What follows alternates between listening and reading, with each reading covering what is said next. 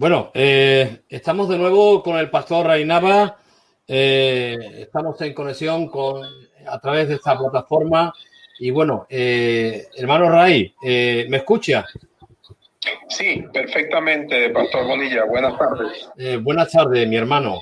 Quisiera preguntarle, ¿no? Porque hemos tenido muchos problemas a través de la comunicación. Y bueno, quiero ir prácticamente, ¿no? Directamente a su ministerio, ¿no? Sabemos que Dios lo llamó de joven para servir al Señor. Y un poco me gustaría que se encuentra ahora mismo en Puerto Rico porque no puede viajar a Venezuela, ¿no es así? Señor, me encuentro en Puerto Rico desde el 22 de marzo que volé de Nueva York hasta acá. Me encontraba pues dando unas conferencias y enseñando en unas escuelas de misiones allí en la ciudad. Y bueno, estalló todo esto y me tocó volar a Puerto Rico, pensando que podía aquí estar más cerca de Venezuela, pero no ha sido así. Desde el 22 de marzo he estado aquí esperando que se abran los espacios aéreos de Venezuela y para yo poder llegar hasta allá. Bueno, antes que nada comentar que la verdad es que hemos tenido muchos problemas para la entrevista, esta videoconferencia con el pastor Ray Nava. Y bueno, yo quisiera comentar que el pastor Ray Nava es presidente y fundación de la misión ESNO de Venezuela, ministerio que ha capacitado sobre 60 pastores en Amazonas de 12 lenguajes nativos diferentes. Y vamos a ver un vídeo bastante ilustrativo que nos va a hablar y nos va a mostrar un poco de la misión ESNO en Venezuela. Os dejo con este vídeo.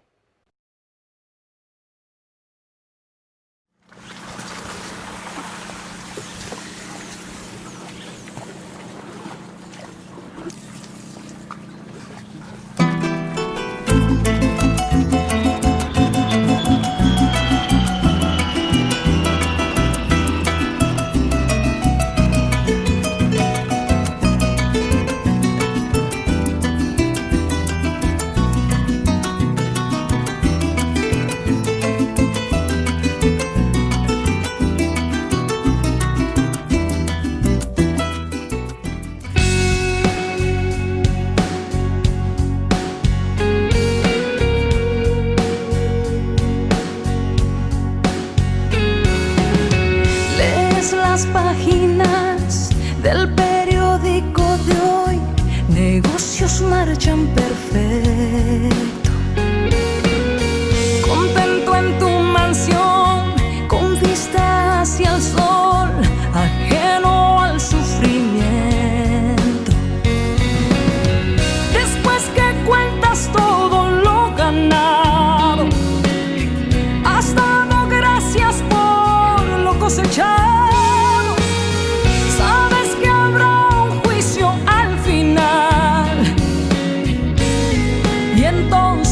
¿Qué dirás? No importa lo que ganes, ni todo lo que tengas, es lo que das que cuenta. Es lo que das que cuenta.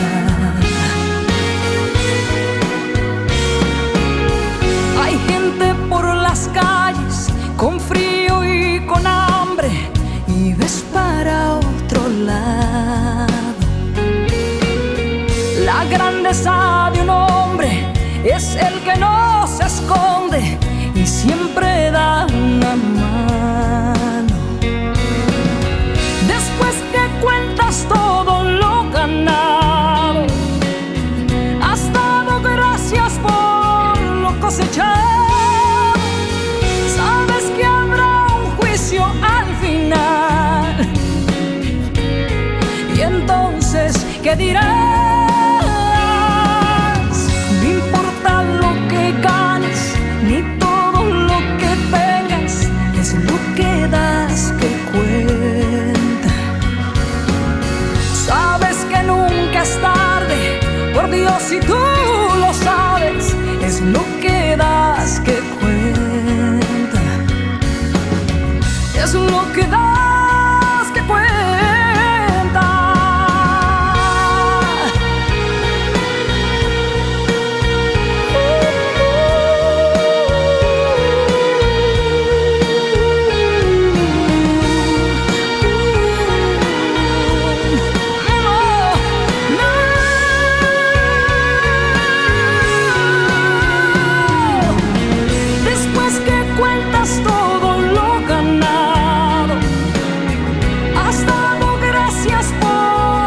cosechado.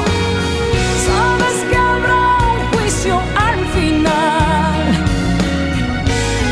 Y entonces, ¿qué dirás? No importa lo que ganes, ni todo lo que tengas, es lo que das que cuenta. Sabes que nunca es tarde, por Dios, si tú lo sabes, es lo que das que cuenta. Es lo que das que cuenta. Oh, yeah. Es lo que das que cuenta.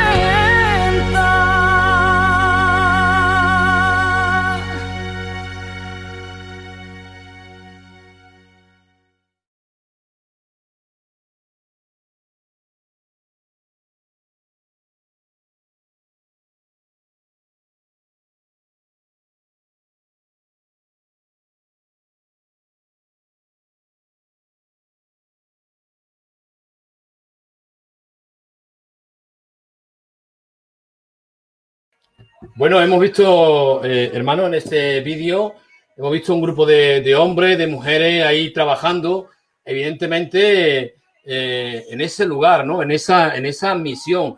¿Qué es lo que se estaba montando en ese lugar, en ese vídeo que hemos visto, mi hermano? Desde que Misión EGNOS nace en el 95, nosotros nacimos muy ligados a los esfuerzos misioneros que desde Puerto Rico se han estado realizando.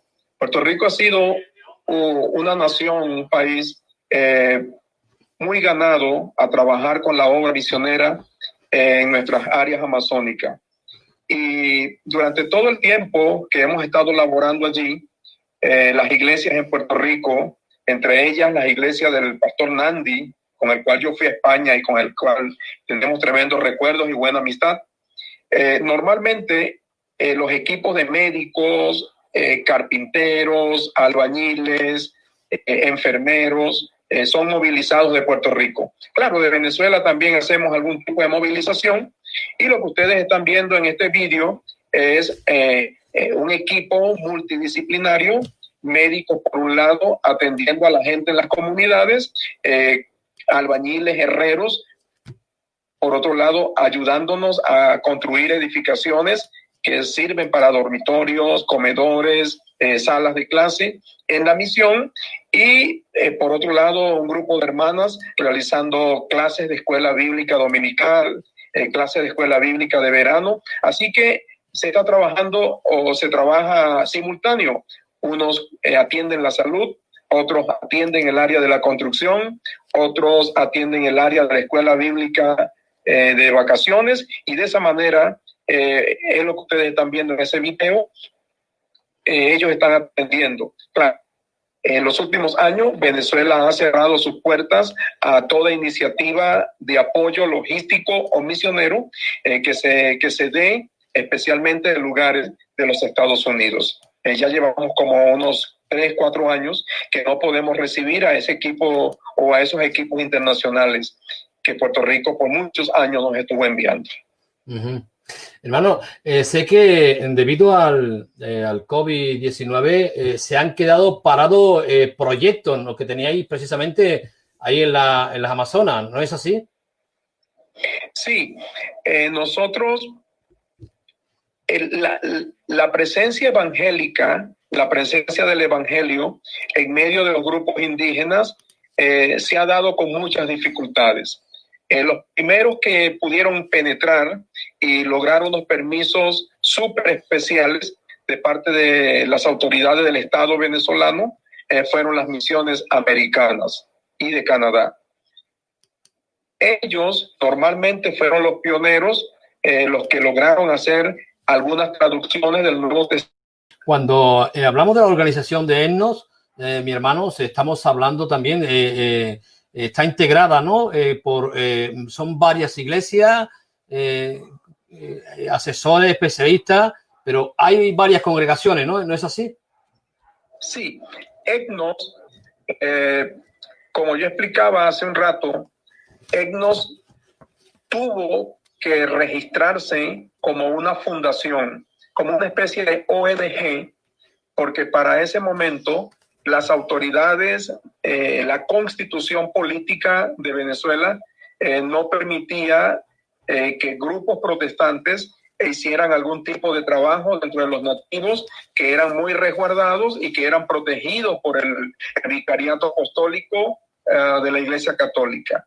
Así que nosotros, para poder operar, para poder tener edificios, muebles e inmuebles, tuvimos que tener una estructura jurídica. Y de esa manera legalizamos la Fundación EGNOS. Y la Fundación EGNOS ha estado integrada por hombres y mujeres de diferentes credos evangélicos. Allí hemos tenido luteranos, wesleyanos, bautistas del sur, pentecostales, reformados, pero uno de los valores que tiene EGNOS es el respeto a las orientaciones teológicas que pueden tener los integrantes del ministerio. De hecho, hemos sido amplios y en nuestros programas de capacitación, en nuestros programas de alfabetización, cuando damos entrenamientos para la alfabetización de las lenguas nativas, en muchas ocasiones las hermanas monjas salesianas nos han pedido poder participar y que sus nativos puedan participar, y nosotros hemos abierto nuestras puertas. Primero, porque los idiomas nativos no son propiedad de un grupo,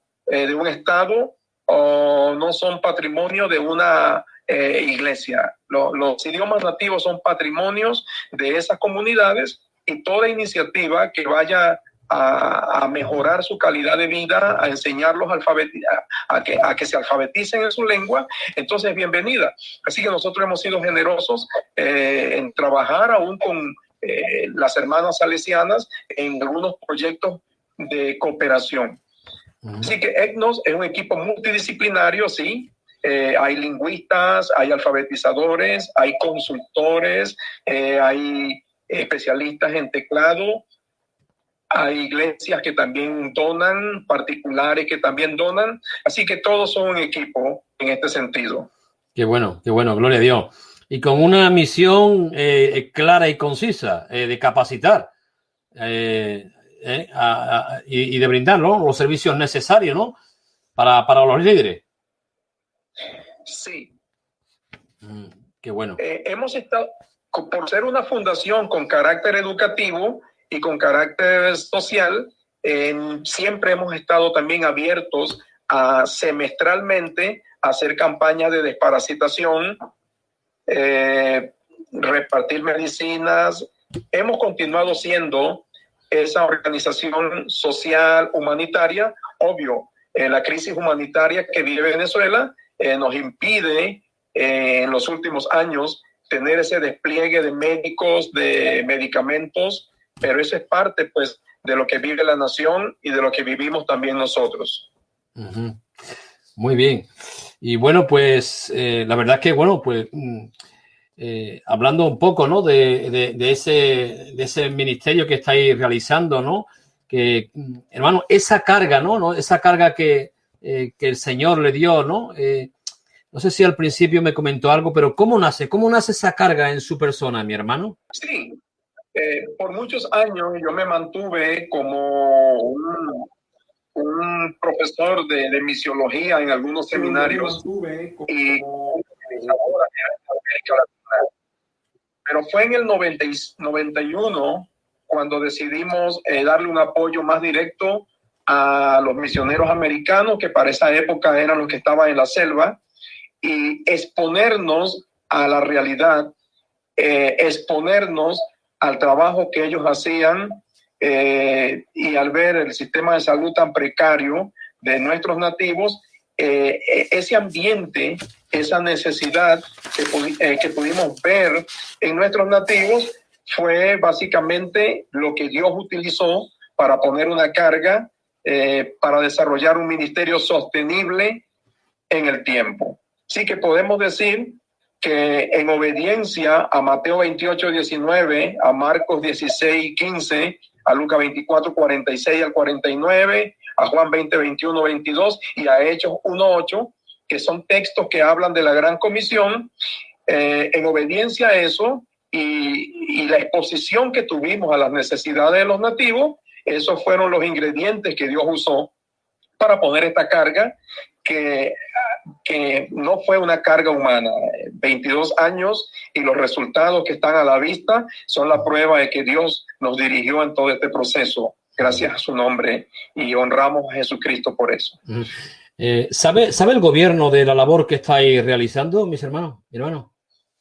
Sí, el gobierno lo sabe porque a nosotros estar registrados como una fundación amparados en las leyes del Código Civil, el gobierno sabe de nosotros y en muchas ocasiones ellos hasta nos han pedido los edificios prestados para alguna jornada social que ellos han realizado y nosotros pues todo lo que venga en favor de la comunidad, nosotros le damos la bienvenida. Uh-huh. Y como tenemos un elemento que es el elemento social, cada vez que hay brotes de malaria, nosotros buscamos donaciones para conseguir cloroquina o algunos de sus derivados. A veces colaboramos con los ambulatorios médicos rurales que son entes del mismo estado. Así que hasta el momento no hemos tenido ningún tipo de dificultad porque nos hemos mantenido en lo educativo, en lo social, aunque en el fondo nuestra meta siempre será la palabra de Dios traducida, iglesias plantadas y gente yendo a la eternidad por siempre a través del poder transformador del Evangelio. Hasta el momento estamos allí operando, gracias a Dios. Bueno, gloria a Dios, gloria a Dios. Hermano, me comentaba que debido al COVID también estáis alimentando a un colegio con 50 niños, creo que me comentaba, ¿no? Y que se ha quedado un poco parado esto, ¿no? Sí, yo estuve viviendo, como quiero nuevamente retomar este punto. Sí. Yo estuve viviendo allá en Amazonas. Yo me trasladé con toda mi familia a vivir en el Amazonas. Viví 15 años en el mero campo. Eso me permitía estar tomando avionetas continuamente y estar aterrizando en muchos aeropuertos de tierra pantanosos allí en la selva. Eran misiones de bastante riesgo, pero fue una satisfacción para mí hacer todo eso. Pero hace un par de años, ECNOS tuvo una nueva reestructuración. Yo dejé de ser su director operacional y ahora mismo soy parte ad honorem y de su junta. Eso, tengo miembro permanente, creo que de por vida yo tendré mi voz como fundador de la organización, pero ahora estoy en otra ciudad que llaman Valencia, en el centro. Y allí en Valencia estamos desarrollando un ministerio que se llama Tejiendo Sueños.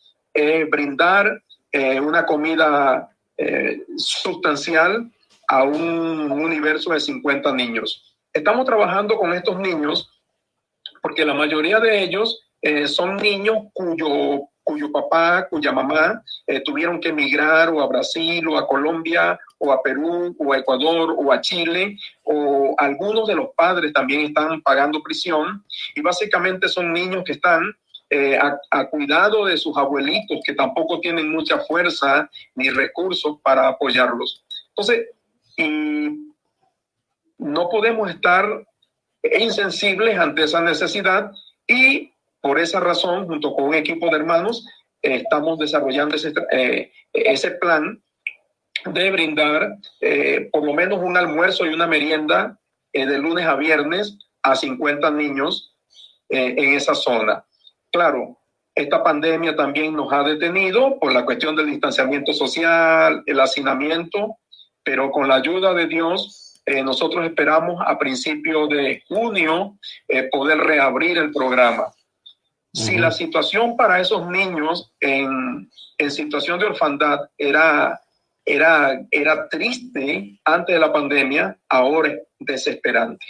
Vaya. Y por eso queremos reabrir este programa. Claro, claro. Eso es lo que más le puedo decir sobre este tema. Sí, sí. Evidentemente, mi hermano, hablar del COVID-19 para la Iglesia del Señor ha sido un desastre, ¿no? Un desastre porque y creo que lo he escuchado en alguna predicación que ha realizado, ha paralizado prácticamente la Iglesia mundialmente. Ha paralizado la Iglesia, ha paralizado proyectos, ha paralizado, en fin, mucha evangelización. ¿No lo ve así? Sí, señor.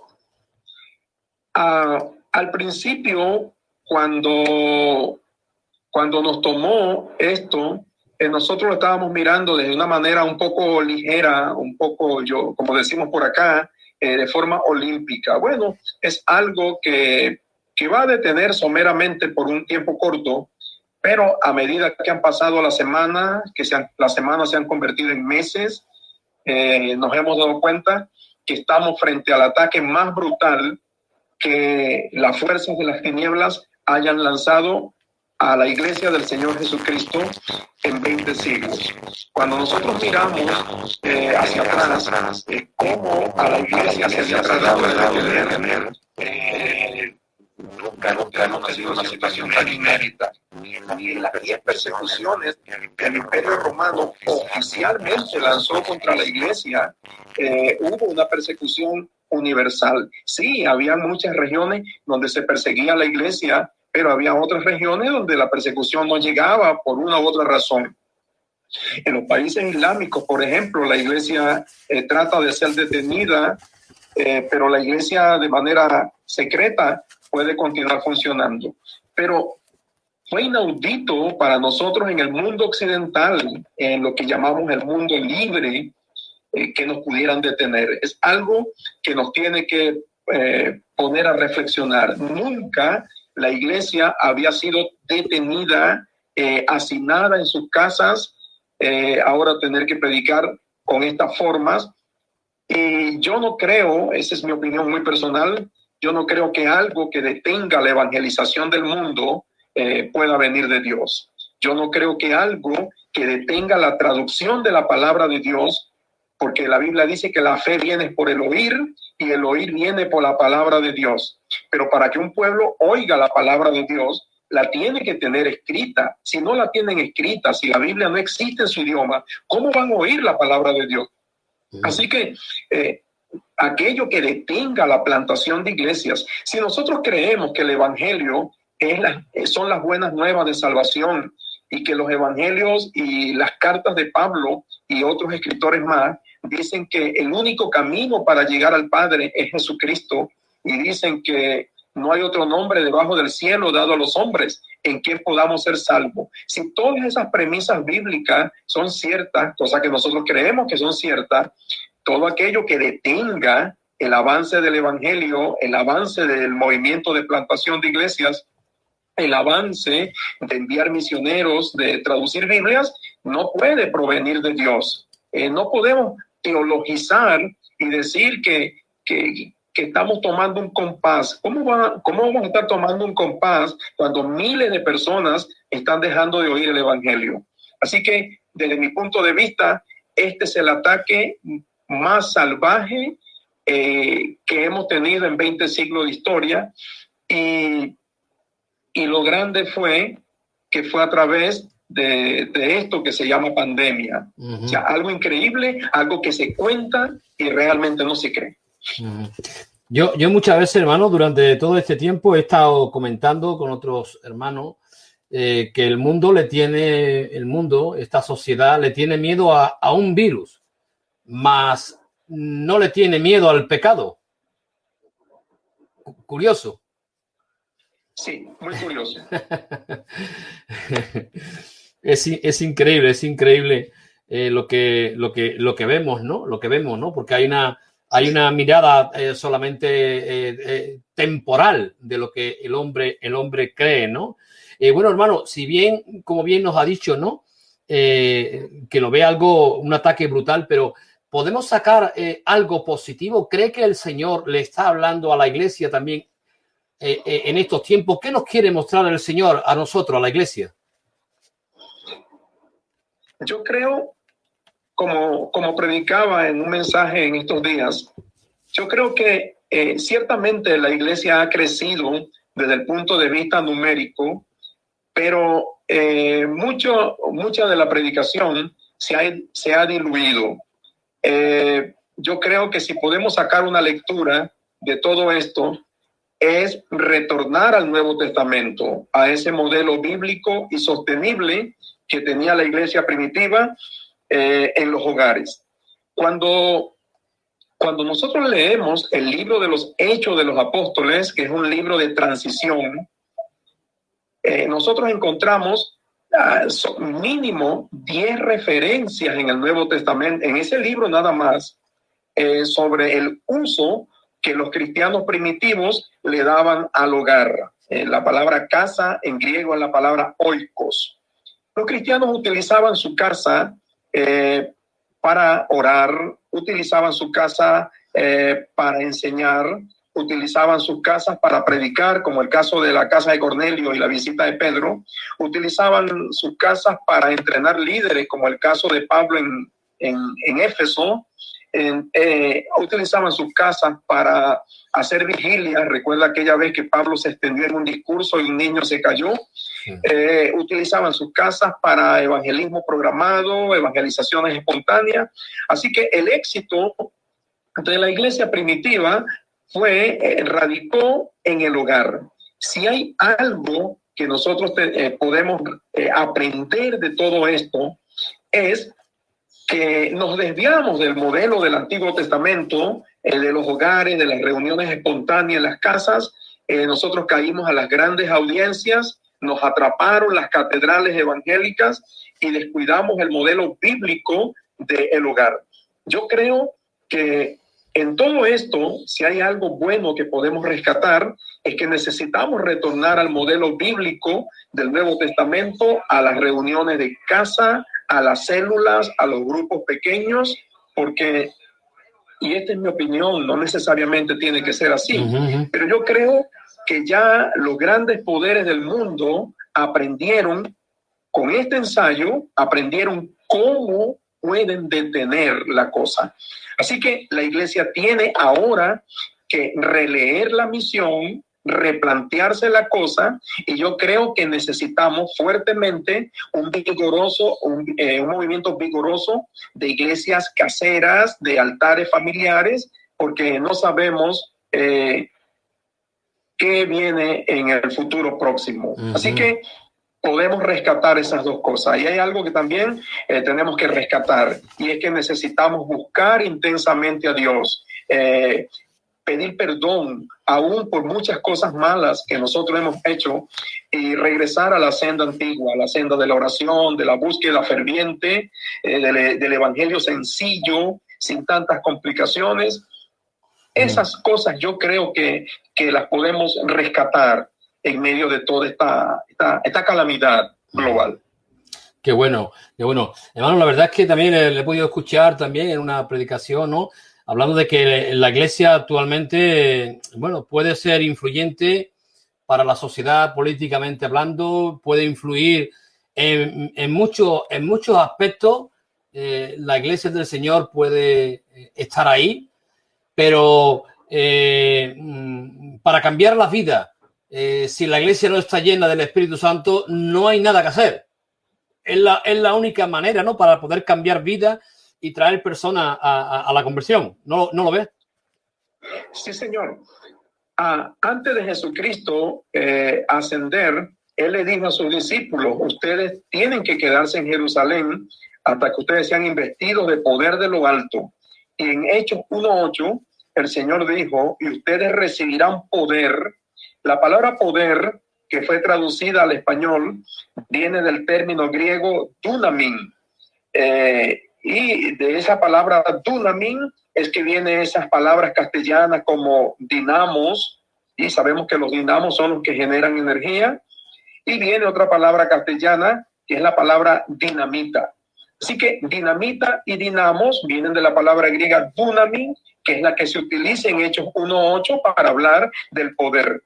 La iglesia como que no ha entendido que al recibir al Espíritu Santo ha recibido el poder, ha recibido el dunamis, y lo único que nos puede capacitar para enfrentar esto y lo que vendrá es la llenura del Espíritu Santo, la dependencia del Espíritu Santo, vivir vidas llenas del Espíritu Santo.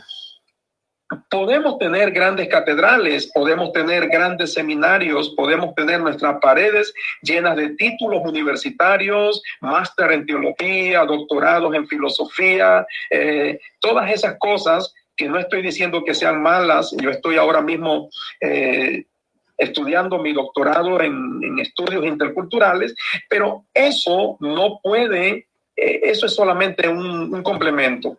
Lo único que podrá marcar la diferencia en estos días y en los que vienen es la llenura del Espíritu Santo. La iglesia necesita tener vida llena del Espíritu Santo para poder enfrentarnos a tantas tinieblas y a lo que viene. Qué bueno, qué bueno. Evidentemente, hermano, yo, y corrígeme si me equivoco, por favor, la palabra...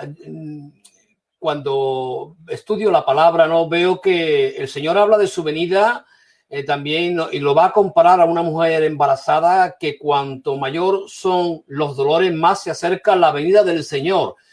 Y más se acerca la venida del Señor, y nos habla de la maldad del hombre, nos habla de la impiedad, de la injusticia social, y también nos habla de la apostasía.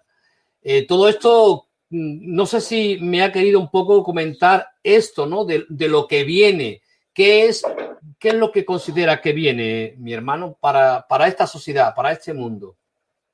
Bueno, usted acaba de mencionar la palabra clave en todo este escenario global, y es la palabra dolores de parto. No cabe duda que nos encontramos en el principio de los dolores de parto. Siempre que habíamos visto el cristianismo, sus persecuciones, lo habíamos visto por allá en el Medio Oriente, en el norte de África, pero nunca pensábamos que íbamos a tener una persecución solapada como la que estamos teniendo. Sí, definitivamente creo que estamos llegando a la medianoche, al momento crucial, al momento cuando se escuchará el clamor. Creo que el escenario global está armándose para el fin de la historia humana. Así que la iglesia, si hay otra lectura que tenemos que darle a todo esto, se acabó el olimpismo, se acabó el evangelio deportivo, se acabó el evangelio cuasi evangelio. Yo creo que ha llegado el momento de un evangelio radical, una entrega absoluta al Señor Jesucristo. Se disputan el control del mundo. Hoy se habla ya abiertamente de un nuevo orden secular, de un nuevo orden mundial, que nosotros por el Apocalipsis sabemos, y por los demás escritos apocalípticos, sabemos que es el gobierno final de la fiera o de la bestia o del anticristo o del hombre de pecado, del que habla Pablo y del que habló Cristo y del que habló Juan en su Apocalipsis. Así que no hay tiempo que perder. Amén. Tenemos que hacer todo lo posible para que el evangelio llegue a toda nación, a todo pueblo, a toda tribu y a toda lengua.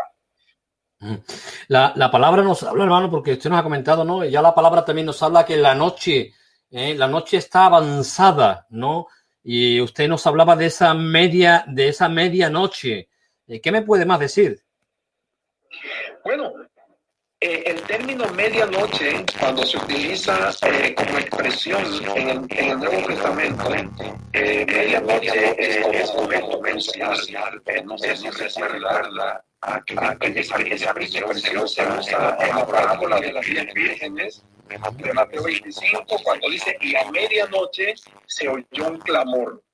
Medianoche en el Nuevo Testamento, en los labios de los escritores del Nuevo Testamento, es sinónimo de final, desenlace, fin de la historia. Y yo creo que hoy más que nunca el escenario de la apostasía, el escenario del globalismo, de las agendas globales,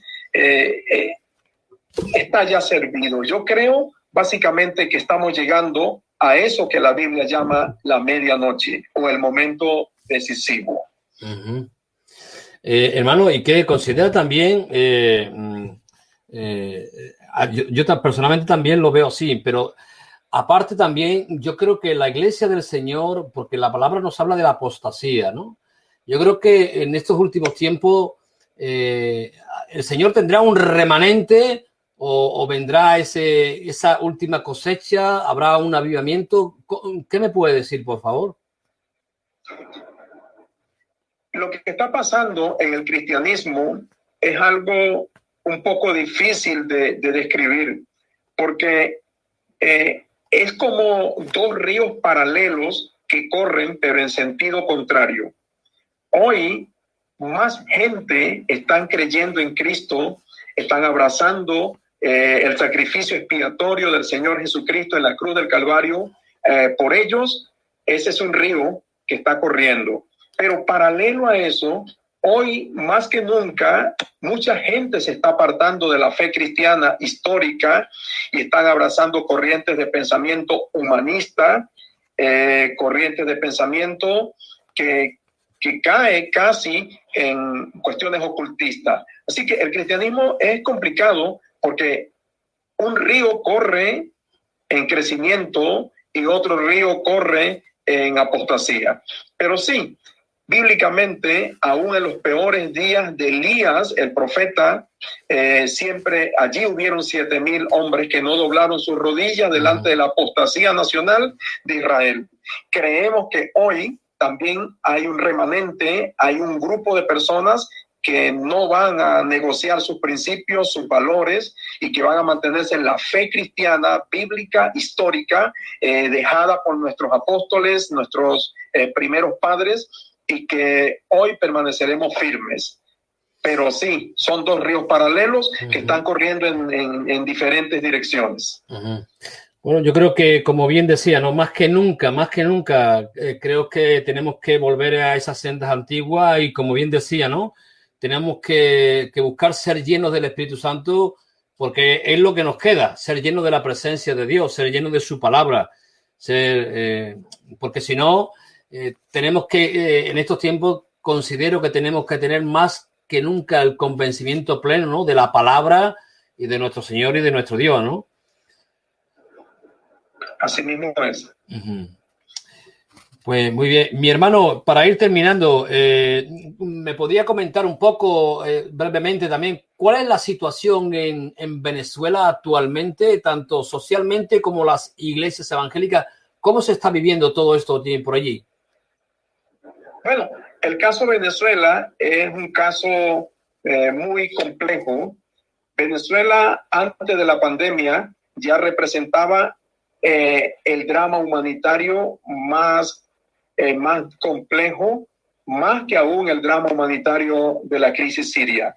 Venezuela, pues, por su modelo fallido, su modelo político, económico fallido, modelo político y económico que destruyó todo el aparato productivo y que ha producido que casi 6 millones de nuestros jóvenes han tenido que emigrar por muchas partes del mundo. Es un país que enfrenta una situación muy difícil y ahora con el COVID la cosa se complica más. ¿Cómo pedirle a un venezolano que tiene que salir a trabajar día a día para traer un pedazo de pan a la casa? ¿Cómo tú le pides a una persona así que se quede en su casa sin luz, sin agua, sin gasolina, sin pan, sin nada? O sea, si no lo mata el COVID, lo mata la desesperanza, lo mata el hambre. Así que la situación antes del COVID era complicada y ahora es 3, 4, 5, 6 veces más complicada. Uh-huh. Venezuela también tiene una situación con las iglesias, pues todavía hay cierta polarización. Hay iglesias que apoyan el sistema político, económico del socialismo del siglo XXI, que yo creo que es básicamente el socialismo del siglo XX de todos los tiempos. Así que Pero creo que todavía existe una iglesia allá en Venezuela. Yo me considero parte de esa iglesia donde nosotros no negociamos. O sea, el cristianismo no es compatible con el marxismo. El cristianismo no es compatible con el humanismo. El cristianismo no es compatible con el materialismo histórico ateo. El cristianismo no es compatible con el socialismo ni con el comunismo. El cristianismo es compatible con Cristo, es compatible con la Biblia y es compatible con las cuestiones eternas. Amén, mi hermano, amén, amén, así es.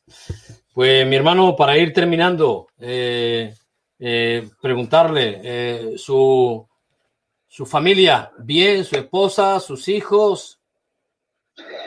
Bueno, sí, ha sido un tiempo un poco difícil. Yo en 33 años que llevo viajando de Venezuela a muchas partes del mundo, nunca había sido sorprendido por 3 meses. Yo salí en marzo, me sorprendió abril, me sorprendió mayo, que por lo que soplan, los vientos que soplan me va a sorprender junio, y por los vientos que soplan me agarra julio también en todo esto.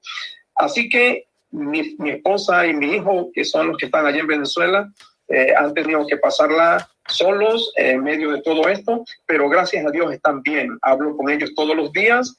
Mi hija, que está allá en vuestro país, en España, ella también está bien junto con su esposo. Bueno, estamos luchando. Gracias a Dios tenemos salud y tenemos esperanza de que vamos a seguir adelante. Pues muy bien, mi hermano. Hermano Ray, gracias por su tiempo, gracias por su ministerio, hermano. Ese ministerio que lleva llevando, ¿no?, la palabra del Señor a esos lugares, ¿no?, a ese lugar tan difícil, ahí en las Amazonas, capacitando a hombres para llevar el evangelio. Hermano, desearle lo mejor, de verdad, que nuestro Señor, que nuestro Dios lo llene y lo colme de bendiciones, y que el Señor prospere también la obra que Él ha puesto en sus manos. Desearle lo mejor. Y bueno, si vuelve por aquí, por España, que sepa que aquí en Jerez tiene una casa, tiene un lugar, y gracias por todo. No sé si tiene unas últimas palabras que quiera también decir a aquellas personas que nos pueden estar viendo y escuchando. Bueno, gracias a usted, Pastor Bonilla, por este alto privilegio que me ha dado de poder. Tuvimos muchas dificultades realmente para esto, pero medianamente lo estamos logrando. Agradecerle a usted por esta invitación, me he sentido muy honrado, y créame que cada vez que podamos hacer este tipo de actividad, yo estoy abierto, no importa el lugar donde me encuentre. Quiero pues desear todo lo mejor. He seguido muy de cerca cómo la cosa atacó tanto a Italia y cómo atacó a nuestra madre patria España. Pues en España hay un pedazo de mi vida. Allí está mi hija mayor y ahí están ustedes. Yo en el tiempo que estuve con ustedes aprendí a querer mucho España, y créame que si hubiese conocido la realidad de la evangelización en España 15, 20 años atrás, yo le garantizo que hubiese ido de misionero por lo menos unos 10 años a ofrendar en plantación de iglesias, en preparar líderes para plantar iglesias. Pero sí, quiero mucho España. Bueno, toda la vida la he querido, pero poder conocer, poder compartir, sobre todo en esa región tan cálida como es la región de la zona de Andalucía, de Jerez, y muy agradecido. Yo les envío un saludo de hermano, un saludo de parte de esos hijos que están por allí regados por Iberoamérica. Y sí, yo espero volver. Yo sé que las cosas se están poniendo difíciles, pero yo deseo volver por algún tiempo, por un corto tiempo aunque sea, pero volveré. Eso se lo garantizo. Un saludo para todos y mi afecto, mi cariño a todos ustedes. Y que Dios bendiga de manera muy especial a España, y que España pues sea libre de un movimiento evangélico fuerte, sostenible, y que la fe cristiana evangélica pueda reinar en España y en todas esas regiones de Europa. Amén. Siempre les quiero recordar esto. Jesucristo dijo, y las puertas del infierno no prevalecerán contra mi iglesia. Amén. Así que no prevalecieron en el pasado y esto no prevalecerá. La iglesia prevalecerá porque la iglesia está unida al Señor Jesucristo.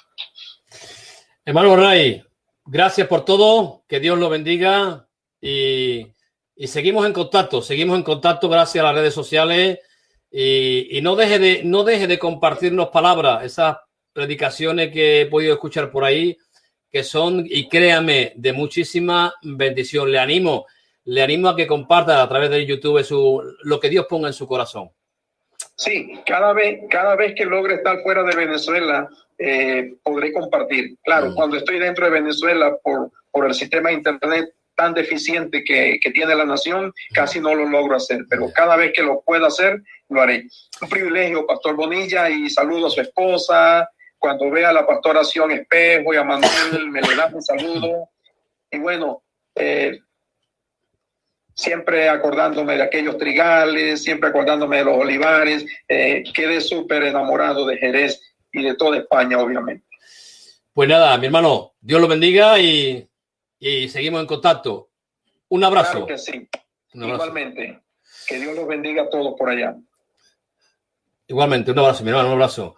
Pues, querido amigo de Ventana Evangélica, creo que hemos estado hablando con un siervo del Señor, el pastor Ray Nava, la verdad, presidente y fundador de la misión ENNO, allí en Venezuela. Un hombre que ha capacitado a sobre 60 pastores en las Amazonas en 12 lenguajes nativos diferentes.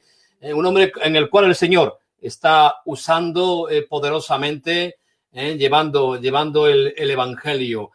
Y la verdad que es una bendición, ¿no? Yo lo vuelvo a decir, me gozo cuando veo cómo nuestro Señor, cómo nuestro Dios bendito llama a hombres a predicar el Evangelio. Y lo que hemos escuchado hoy, también importante, la noche está avanzada, llega esa medianoche para este mundo. El mundo está en tiniebla y yo creo que si me estás escuchando, querido amigo, de verdad, el Señor Jesucristo ya nos lo dijo, ¿no?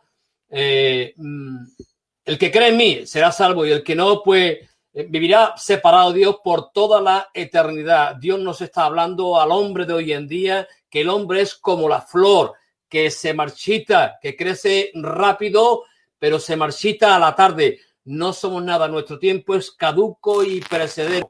Te invito a que busques al Señor Jesucristo. Dios te ama. Jesús es el único camino, la verdad y la vida. Espero que este programa que hemos tenido con el pastor Ray Nava haya sido de bendición para vuestra vida. Un abrazo y nos vemos próximamente.